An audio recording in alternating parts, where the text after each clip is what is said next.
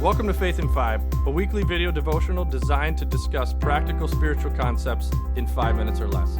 I'm your host, Mark Vandella. So tonight I went for a walk, and it was maybe like 9:30, 10 o'clock. One of those like warm, nice summer nights, you know, like not too hot, but also not too cold. It's kind of like we're transitioning. It's August, so we're starting to transition from summer into fall, and you can almost like feel it. And it's a mixed feeling, right? There's this great like, I love the crisp air, and yet, oh man, it's August, like summer's almost over. But I just had this need to go for a walk, to get out of the house and go.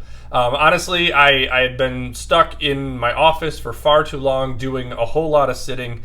My body is feeling tired as a result of that, and I honestly had too much to do, which again, I went for a walk tonight, and now I'm recording this video after that.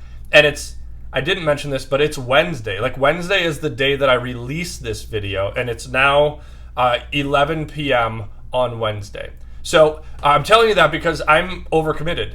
I do not have a plan to be less committed. I've said yes to too many things, and honestly, it's because I have this sense of FOMO right now, this fear of missing out. COVID has kind of created this false sense of, well, maybe it's not even false, but just this idea that I have to say yes to everything because at some point I might not be able to again. Like, there's just this scarcity mentality that has kind of crept up, and so there's a lot of opportunity, which is great. I'm not complaining, but I've definitely said yes to too many things, and I have maybe 2 hours of work in a week that is not in a meeting or in a training right now. And so I'm working nights. I'm working like crazy, and I could have just like pushed record on this video, but I don't think that it would have been very authentic. I needed to get out and go for a walk.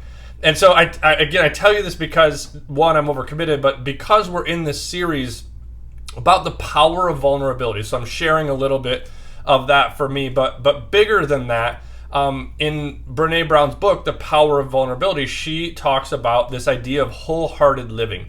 And in order to experience wholehearted living, we have to get beyond this idea of scarcity, that we're going to miss out on something if we don't just stay busy all of the time. And when we're doing that, we often, unfortunately, we're afraid of missing out, but we miss out. Like, we miss out on the value that comes from being vulnerable, authentic, and courageous in this life.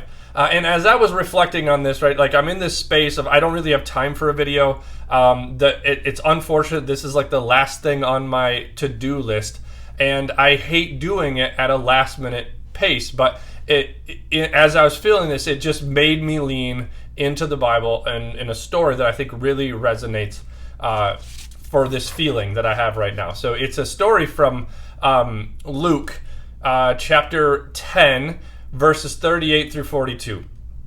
So Jesus and his disciples are on their way to visit Mary and Martha.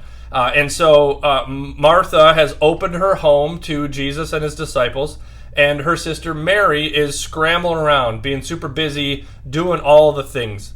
So she had a sister called Mary who was sitting with Jesus. I had it backwards there for a sec. So Mary is like in the moment with Jesus, hanging out with Jesus. She understands that she needs this time. She's in the presence of Jesus. And Martha is distracted. You know, she's chasing everything around. She's busy. Kind of has this fear of missing out. Like, everything has to be perfect. I have to do all of these things, scrambling, doing all the things. And she comes up to Jesus and she says, "Lord, don't you care that my sister has left me to do all the work by myself? Tell her to help me." And I love Jesus' response, because I feel that way. Like, doesn't anybody know how hard I'm working? And I have to say yes to everything. Like, what if I don't? Things are going to go, like, what if they go bad again? Or whatever those tapes in our head are. And Jesus just said, "Martha, you're worried and upset about so many things, but few of these things are actually needed, or indeed only one. See, Mary has chosen what's better, and it will not be taken away from her. Mary has chosen to sit, to pause, to essentially stop and smell the roses. She is in the presence of her company, while you're so worried about all of these things." See, Brené Brown in her book says that Our fear of vulnerability is also kind of connected to this idea that there's not enough, like there's scarcity, and I am admitting I have that a little bit right now. And so right now, again, I also don't have a plan to not be overcommitted right now. I mean, it extends into October pretty easily for me. So I've got 2 more months before I can really start changing and adjusting. But the one thing that I do know I can do based on Brene Brown's research and based on what Jesus says of like, Mark, you're worried about the wrong things. You need to stop. You need to pause. And Brene says that the guidepost here is to cultivate joy through gratitude and then try to move away from this idea of scarcity. And so in our faith this week, like the only one thing I can do right now, because I'm overcommitted at least until October, is to make a list of the things that I'm thankful for and reflect on that list even when I'm super busy, or take the time to go for a walk even though I didn't have time for it. We have to do these things that cultivate joy through gratitude so that we can be connected to this deep meaning that God wants us to experience. Thanks for watching Faith in 5. If you like what you see, please like and share. If you're interested in making a donation to our ministry, please click the link below.